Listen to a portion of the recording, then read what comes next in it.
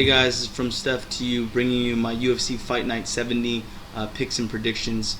I just want to start off this video by talking about just some different formats for the newcomer to fantasy MMA. I want people to know that DraftKings and Countermove and places things like that, they put dollar amounts of value for each fighter, but that doesn't always necessarily translate. Like a perfect example was Oka Sasaki in last week's fight against Taylor Lapilus. I called that fight for Taylor Lapilus. He got 80 some points on DraftKings and scored big, and he was only valued at I think 8,700, and Sasaki was one of the more expensive fighters at 10,800. So I just want people to know that it's okay to leave money on not used or use that money on a sure or what you think is a sure fighter. But if there's been times where I've had $3,000 left over, but you have to go with who you think is going to get the finishes, the wins, or if they win a decision, at least they'll score more points. So this UFC card, I'm honestly not really happy with. It's so much changes were made, and you got a lot of guys that were fighting. Normally they fought one weight division higher, and now you got a bunch of guys fighting. A guy that was fighting 185 is now fighting a guy that's was at 155, and they're meeting at 170. And you got another fighter that fights at 125, and he's fighting a guy that normally fights at 145, and it's just not. But I did want to put this video out for you guys. So let's just get started. And I just wanted to give that little tidbit there. But let's get started. First up in the bantamweight division, we have Danny Martinez versus Serwan Kakai. Serwan Kakai, he comes in at 10-1. He's 5'6". He's got 10 finishes, 6 submissions, and 4 knockouts. His last, I believe, 4 fights have all gone to the third round, so he's not going to be a first round banger. But usually at these weight classes, they're not going to have that anyway.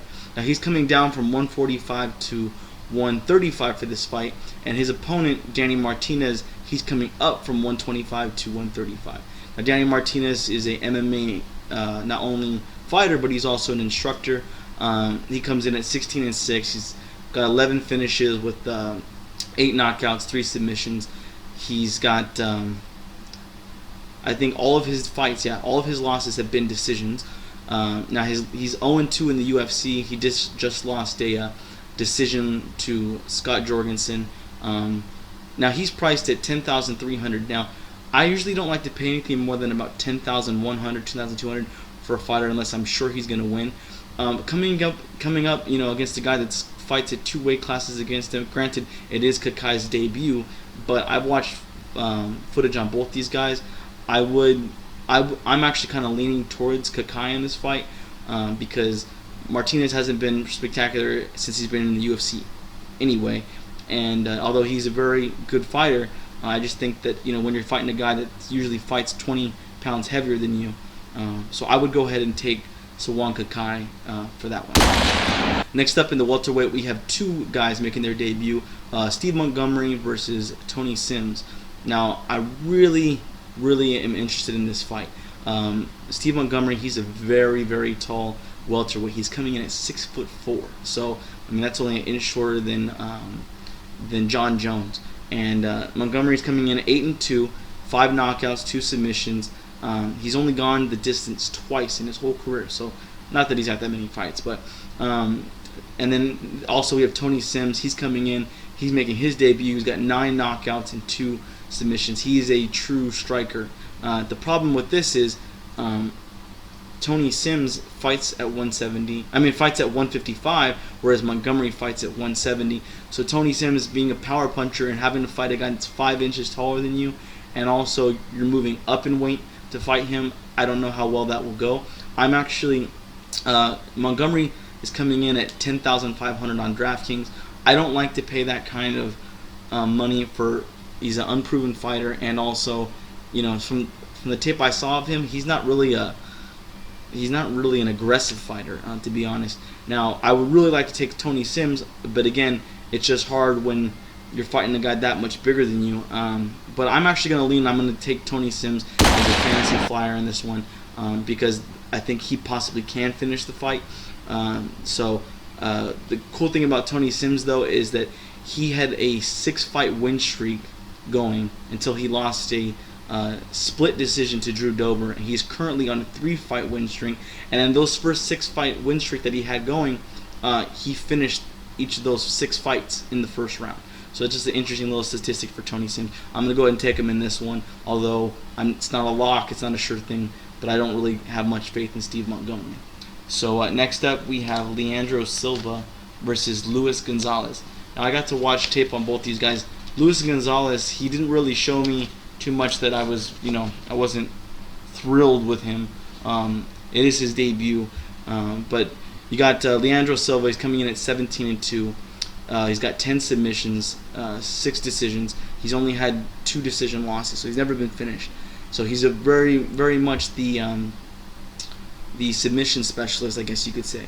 And Luis Gonzalez, kind of the same thing. He's just not as much experience. He's coming in at 10-1, 2 knockouts, 5 decisions, and a decision. So I don't know.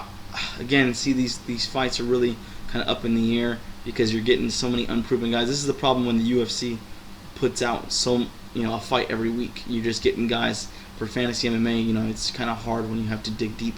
I'm actually going to go with Leandro Silva, though. I think he can get the submission, and so I'm going to go ahead and take him in this one. Next up, we have Alex Oliveira versus Joe Merritt. Now, this is interesting because Alex Oliveira, he's coming in at 11-2.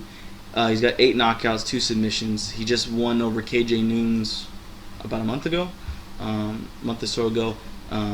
Submitted him, and then he's had 3 fights in the last 4 months. So he's very, very active fighter. And he's going against Joe Merritt, who's making his debut. He's got 6-0 with 6 knockouts. But I think this will kind of be similar to the KJ Noons fight, whereas not saying that Merritt can't fight on the ground, but I've never seen him fight on the ground. And I looked up, like 4 or 5 videos of his fights, and I think that now here's the problem though. Oliveira is coming in at the most expensive fighter at 11,800, so you better hope he gets the finish. I do think he'll win, and he might get you that finish, but I'd hate to have you guys spend all your money on someone if he gets you, if he doesn't finish or if he gets knocked out. But I'm gonna go ahead and take Oliveira in this one. He's not a lock because Merritt could probably possibly catch him, but Oliveira's a pretty big striker in his own right. But we'll go ahead and go with him because Merritt, he's kind of a one-dimensional fighter. So next up in the featherweight division, we have Hakran Diaz versus Levan. Okay, I'm gonna butcher this one. Makashvili, and Diaz comes in at 22-3. He's 3 knockouts, 9 submissions, but he has 10 decisions. So that's, again, for fantasy MMA, guys that get decisions, it's kind of not going to score you that much. All of his, he's 1-2 in the UFC. From what I saw, he's a pretty big fighter. He's a very muscular dude, so probably has a little bit some power than his record shows. Levan Makashvili, he's 7-1. He's got 3 knockouts, 4 decisions. He does throw. For fantasy MMA, he's very aggressive, which is a good thing when you can get that stuff off. But when you're going up against a guy that has 9 submissions, if he can get you to the ground, it's going to kind of be over. So I'm going to go ahead and take Hakran Diaz in this one, and I think he'll get a submission victory. So next up, we have Thiago Santos versus Steve Bose, and this one's really interesting too because, again, this is kind of showing the UFC's patchwork that they're doing. Thiago Santos, he's a up and comer fighter. He fought Uriah Hall not too long ago. He's 10-3 in the UFC, 6 knockouts, 1 submission. He's 2-1 in the UFC currently. His only loss from the UFC comes to Uriah Hall, and they did go to a decision, so he's a pretty tough guy. Now Steve Bose, I should say, he's a Canadian fighter. He's coming in at 10-1. He's 33 years old though, making his UFC debut, And here's the interesting thing about him. Okay, he's only fought, his last fight was in 2013. Okay, his last loss was in 2007. But before he had that fight in 2013, his last fight was in 2011. So he's only fought twice in the past 4 years. And you're making your UFC debut against a guy that the UFC is trying to kind of build up a little bit. So I mean, sometimes the UFC will do this. Well, they'll take an older fighter that, you know, maybe has a good record, but he just hasn't really fought in the UFC. He's fought in lower level organizations, and they put him against a young buck, kind of like, you know, if you can beat this guy, then, you know, we'll see what you can do. Kind of build his record up a little bit. Now the thing about Bussy is he's got 8 knockouts, and you know, he did knock out an aging 39-year-old Houston Alexander a few years back. He is coming down from 205, so that's the one advantage he'll have. He's normally fighting at light heavyweight. He's fighting at middleweight. We'll see if he makes weight or not, because it's kind of hard to cut that much weight when you haven't done it in years. But I do think Santos wins this one. He doesn't have as many knockouts, but he'll probably grind out a decision. I think might be able to get a knockout.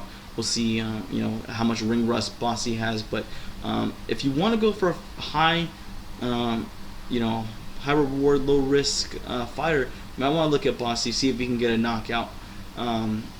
You know, that's one thing I'll always do. I'll always take on DraftKings, I'll take like a quarter bet, and I'll take all the guys that, you know, maybe they're probably going to lose, but they have a lot of knockouts. They think they could get a knockout, and those are the ones that hit. You know, so if you can get 5 guys that finish with knockouts or submissions, then it's worth it. You know, even if you leave $10,000 on the payroll. So go ahead and take Thiago Santos in this one, but Steve Bussy I would take as a fantasy flyer for a possible knockout. Next up, we have Antonio Carlos Jr. versus Eddie Gordon. Now, Antonio Carlos Jr., he has some sick Brazilian Jiu-Jitsu. He is a champion in multiple events for Brazilian Jiu-Jitsu. He only has 5 fights. He's coming in. He's fighting down from 205 to 185. It's 3 wins with 1 decision, and he does have 1 decision loss. Now the fighter he's fighting, Eddie Gordon, I watched some tape on him from, I believe it was Strikeforce, and he's kind of just wants to stand and bang all the time. He's not really interested to get it to the ground. He doesn't try to take you down or anything. It's 3 knockouts, 1 submission. He's 1-2 in the UFC. He just lost to Chris Dempsey a while back, and I would go ahead and take Carlos Jr. I think that's probably the biggest thing to a lock that I would call for this fight. For this event. He's, you know, his jiu-jitsu is pretty great, and he's going to be the bigger fighter. So I do think he gets the submission here and takes out Eddie Gordon. I don't think once Eddie Gordon gets to the ground, I don't think he's going to really know what he's doing. And you're going against a guy of this kind of level, I think he'll get the submission. Next up in the welterweight division, we have Santiago Ponzinibbio and Lorenz Larkin. Now, I really like Santiago Ponzinibbio. He's man, for fantasy MMA, he's great. This guy is constantly moving forward. There's no stopping him at all once he starts coming forward. He's just, I mean, for fantasy MMA, like I said, he's a great fighter to have because he's just constantly moving forward. He's 19-2. He's got 11 knockouts, 5 submissions, 3 decisions. He's 2-1 in the UFC so far. A very heavy-handed fighter, and he's coming in at 8,600. So this would be my flyer of the night. If you can get this guy into your lineup, I actually think he should win this one fairly easy. Lorenz Larkin coming over is 15-4, 9 knockouts, 6 decisions. So he's never submitted anybody. He does have 1 knockout loss. It's interesting. He does have a decision win over Robbie Lawler a few years back, but I saw King Mo throw him around and ground and pound him. I think that he'll win.